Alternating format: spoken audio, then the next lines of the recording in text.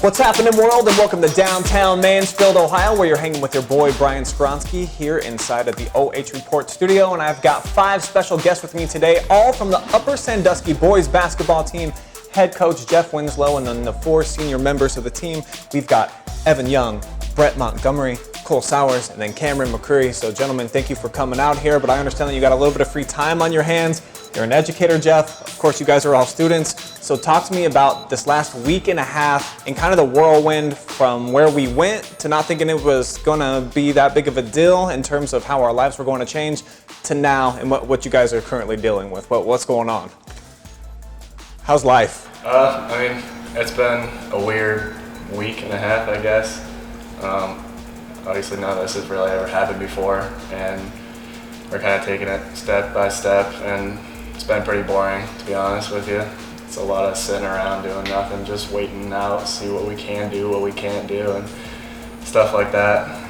So in some ways, I would think that this would be like a kid's dream, like, hey, no more school for the rest of the year, but it's not really like that, is it, guys? No, still getting lots of work, and kind of sucks that we don't get to play, but yeah, just a lot of sitting around doing nothing, doing homework and stuff, so. Anybody taking up any new hobbies or things that you guys are thinking about spending your time doing now? We've just been playing some video games. Video games, yeah. Video games is all we usually do, so. And you guys get online like with the headsets and play together? Yeah, we squad up for sure. What's the top games that you're playing right now? Some Fortnite, and then Call of Duty just came out with the new Battle Royale, so. Yeah, I was going to say, perfect time for that. We've been on that. What is that called? Squatting? What did you call it? Squad up. Oh. Squat up, Jeff. Okay. Squad Well, up. making Nate say this stuff all the time, I don't know what to talk about. So. Well, and then for you as an educator, how are you guys handling it over at Upper? Because I've talked to teachers over at Shelby and Madison and Lexington, and then I'm a college professor, and we're all trying to handle this different ways. Like, what's Upper Sandusky doing right now? Well, we had a teacher day yesterday, get everything organized, but basically it's all online for the most part, so we're putting everything up online for the kids, and the few that don't have access to Wi-Fi, there's pickup boxes for each teacher. They can come in the general area there and pick up and drop off things as they go day by day, and that's open Tuesdays and Thursdays. But as far as most of us, it's just going to be all online for now. See what happens.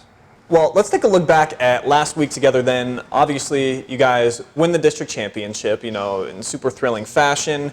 You get a face-off with the #1 team in the state who is undefeated in the regional. You're game planning for it. And then the way that everything unfolded, how we thought, maybe we'll get a play, and then, maybe we'll get a play with limited fans, to the fact where, well, now we're not going to get a play at all.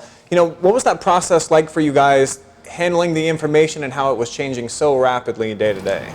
I think it was pretty emotional for all of us. We were battling sickness as a team, but we were all still hanging in there.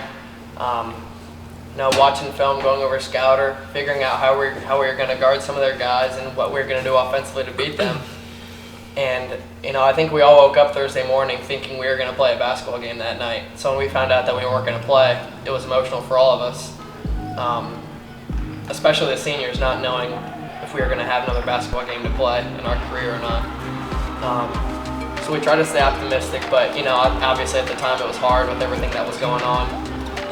But at that point, we didn't know we were going to cancel school either. So we didn't know it was as serious as it was. And, looking back at it, it was probably the right decision to not play the game with everything that's happening. But, it was really emotional for all of us. And, I think we're still all in shock a little bit that our basketball careers are probably over. Yeah, it happened really fast. It was just like from going to win a district championship game to regional semis, and then all of a sudden you're just not playing anymore, not practicing. It just happens in a blink of an eye, and so we just kind of trying to sink in that we might have played our last basketball game ever as high school, so it's really, really surreal. Well, as of right now, they're telling us that nothing's canceled yet. Make sure your kids aren't playing in any illegal practices or anything like that, because it has not been determined that it's going to be canceled, and they still hope to finish the winter sports season. But the longer this goes on and seeing what's going on, I think if they delay school any longer than these 3 weeks, I would imagine spring sports as well as the winter tournaments will probably be canceled. But as of right now, they say it's not officially canceled, so they pretty much day to day have been updating us on where they're at. They've kind of been in the same spot the past 3 or 4 days, but I guess we'll hear something Thursday. But as of right now, you guys are not allowed to practice and get together collectively as a team. Is that correct? Yeah, you're not allowed to practice, use school facilities for anything. You're not allowed to have player-run practices or parent-run practices at any other building or anything like that. They've let us know that here the past couple of days, so it's supposed to be like a mandatory shutdown period for all sports.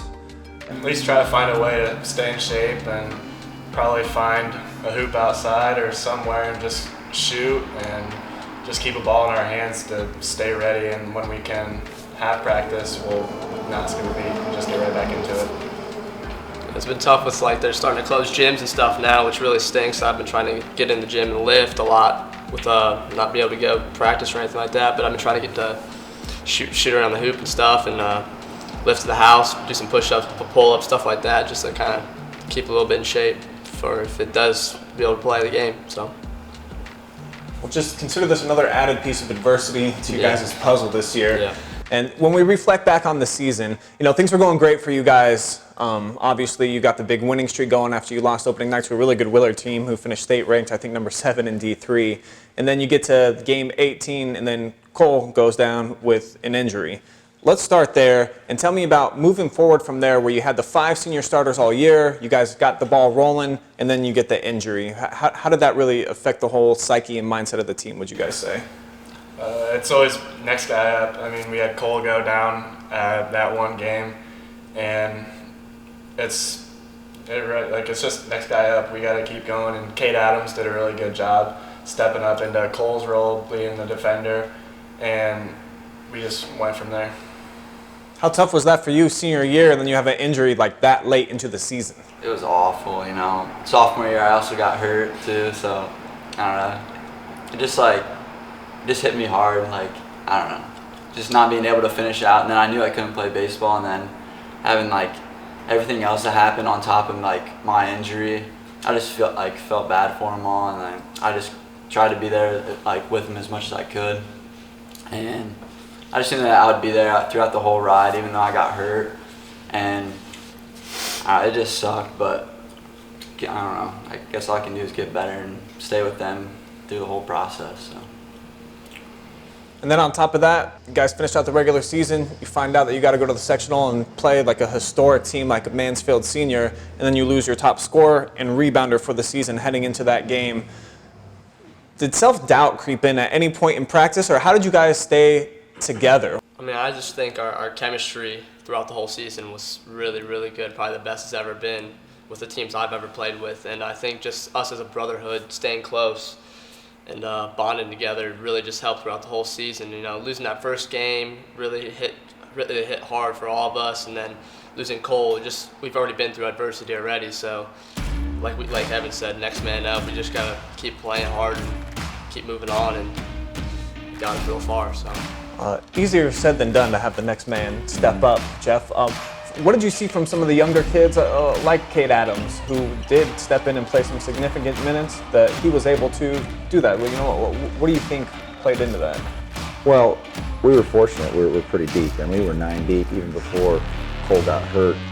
I think we brought Kate up that game. Actually, he was going to start playing varsity, and we were going with a 9-man rotation. So he was a guy that was good enough to play varsity all year long, but I wanted him to get a lot of minutes so that for next year we're going to need him big time. So he played a lot of minutes and got real comfortable, and those guys had played all summer with us, and we just had to shorten up rotation. Was the biggest adjustment that we had to make, because we used to play 9 guys, now we're going 6-7 guys. But we were just the big thing with next man up. We're just fortunate we were really deep, and those guys were chomping at the bit to get varsity minutes as it was, and especially like Cade made the most of his opportunity when he got a chance. So you guys finally do get into tournament play. Like I said, you got to play Mansfield Senior, some tough teams. Then you go on and you play Norwalk. You get into some tight situations too, something you guys had not experienced all year long. You were crushing guys by, I think it's about 26 or 27 points per game. Getting into those clutch situations, since you two especially know about it, what were those moments like for you when it's a tight game at the end, ball in your hands? Just take it away from there. I mean, it's definitely a surreal moment. You don't really think about it a whole lot when it's happening right there. But I think we've all been very prepared for those types of moments, even if we haven't seen a lot of them this season. But I think throughout our high school career, we've all had varsity minutes and been a part of those close games. And I think just it really don't think about that much when it's happening. So just all that adrenaline takes over. But I mean, it's a lot of fun. It really is a lot of fun if you don't really think about it then. If you think about it later, and it's crazy.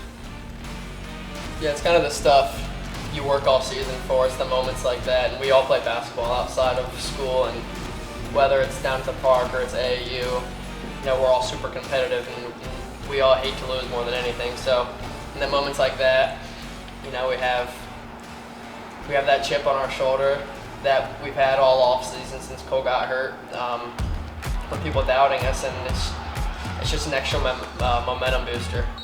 And you don't think about it too much. You just kind of play the game and let it come to you. And in the moments like that, it seems like when it works out the best. Your game winner, especially Cameron, I mean, there was a video that I saw somebody posted from the stands, and in 48 hours it had been watched over 100,000 times. Your one game winner. I imagine that you've gone back and you've watched that play quite a bit.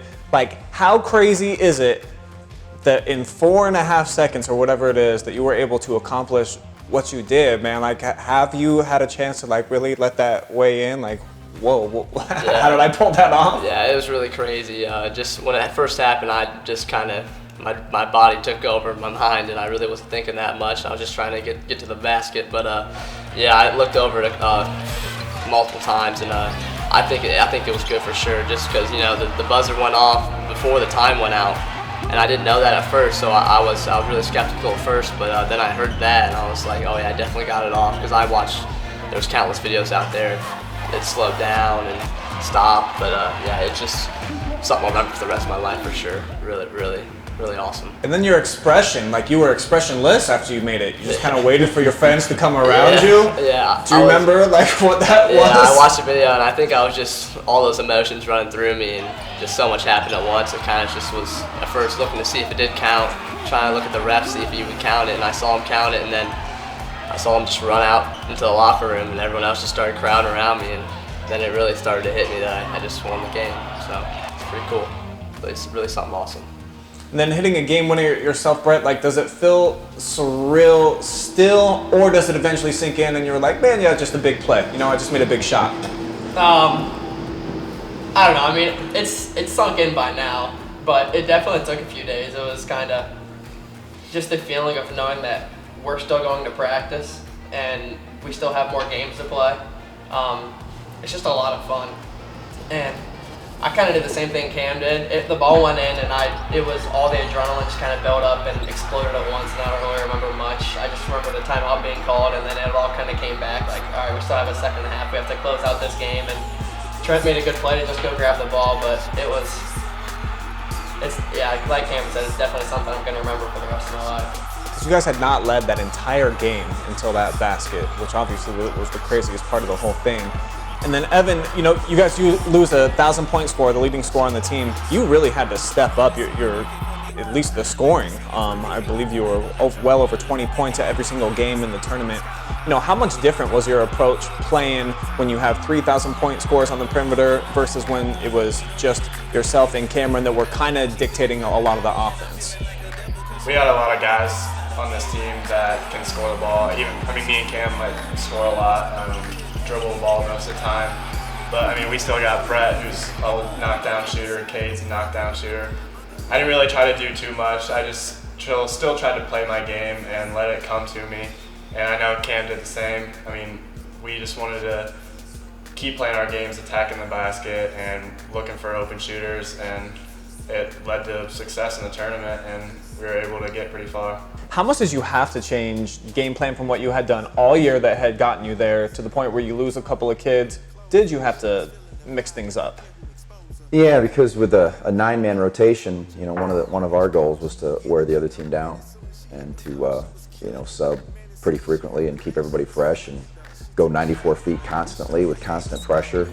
And when it got to a 6-7-man rotation, I couldn't afford to have the 3 seniors off the floor much at all, so I didn't want to wear them out. So we didn't quite pressure maybe in the full court as much.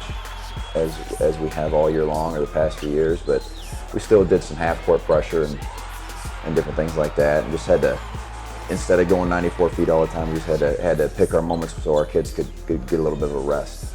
And let's just assume that the season's going to come to a close right where it is right now. Looking back on this, and I'm sure you'll need time to digest this to fully comprehend and answer this question, but how will you think it will be remembered, the fact that you got this long winning streak, you're coming into a game against the #1 team? Like, what do you think you're going to take away from this season that you're really going to hold on to? I don't know, it's tough right now because, like, to me, it almost feels like we got beat. That's the kind of feeling I got, even though we didn't. I don't know how this team will be remembered. I mean, you know, there's not very many teams that can say they won their last game in the state of Ohio for boys basketball.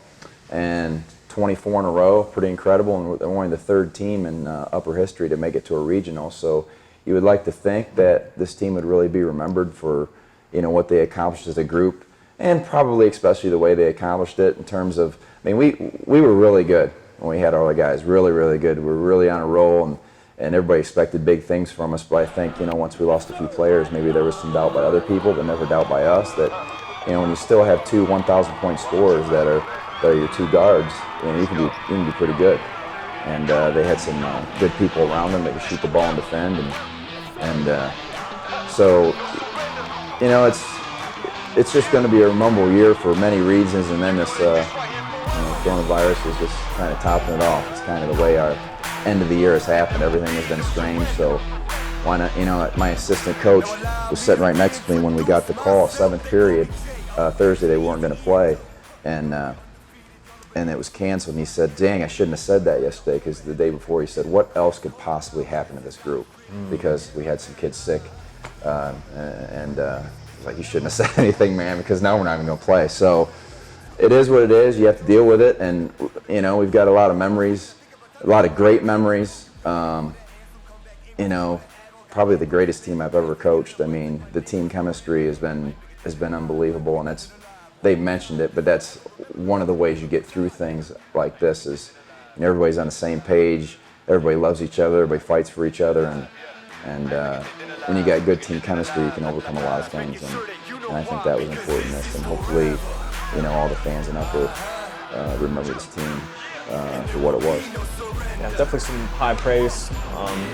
Lots of great memories. I covered quite a few of you guys' games, and then, of course, those two really big shots the last few weeks. And for being our top play winners, we do have some custom T-shirts for you guys, Brett and Cameron. So, Jory, if you want to go ahead and deliver those to the boys right now, let them check them out. Oh yeah, Cameron, you were the play of the week before Brett. You're long forgotten. Cam Shot's long forgotten by now, unless you're from Mansfield Senior.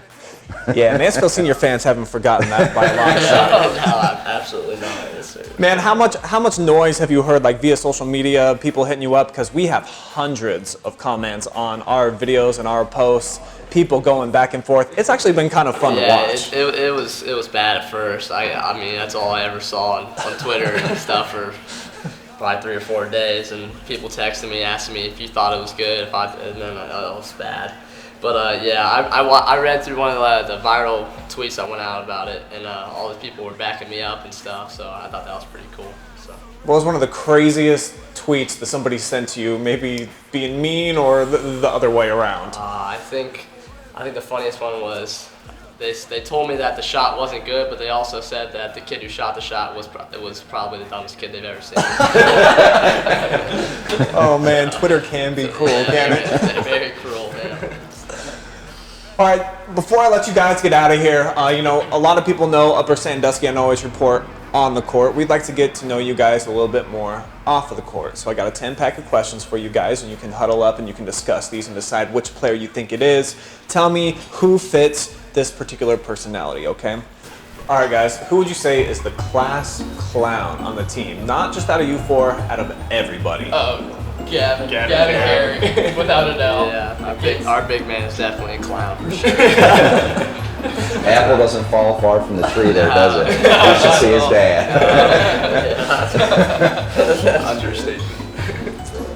Do you guys have a big meathead on the team? Okay, that kid lives twice a day, every day, and talks about it. like it's like a religion. So those were some easy ones for you guys to answer. What about a brainiac? You got a really smart kid on the team? Who hits the I feel like books? we're all pretty smart. I think we're all pretty we're all smart. pretty Yeah. I don't think there's really. Not a crazy. And He's only sophomore. Yeah. I think I feel like Kate Betsy is. Yeah. Well, yeah. So does Gavin. Meatheads tend to think that they're a little bit smarter than yeah, that most. probably goes hand in hand for sure. I don't know. I think it's pretty close. I think we're all kind of in the same boat. Yeah. With grades and just I'd give that one to all four of us. other dumb knowledge. I think we all know quite a bit about all this. So nobody's like in the mix for valedictorian and really takes that type of thing seriously? Not really. Who would you say has the most natural athletic ability out of anybody? It'd probably be Evan. It'd probably Evan, That's what I'm yeah. thinking. Evan doesn't want to say so, but it's definitely Evan. That's He all. kind of mumbled over you, so probably. So the best athlete outside of hoops, who plays another sport that is really good at another sport? Is that Brett? Right. Yeah. You're the golfer of the bunch? Yeah. He's alright. I mean, What's your handicap? Like, how good are we talking here? He's going to Akron on golf scholarship, so really he finished good. second in state by 1 stroke. Dang, I had no idea. Yeah. Yeah. I mean, I golf He's myself alright. too. That's good though. Evan can hit it real far. Yeah. Evan hits it farther than I do. Don't know where it's going Not a sometimes. very good putter. So what would be your best secondary sport?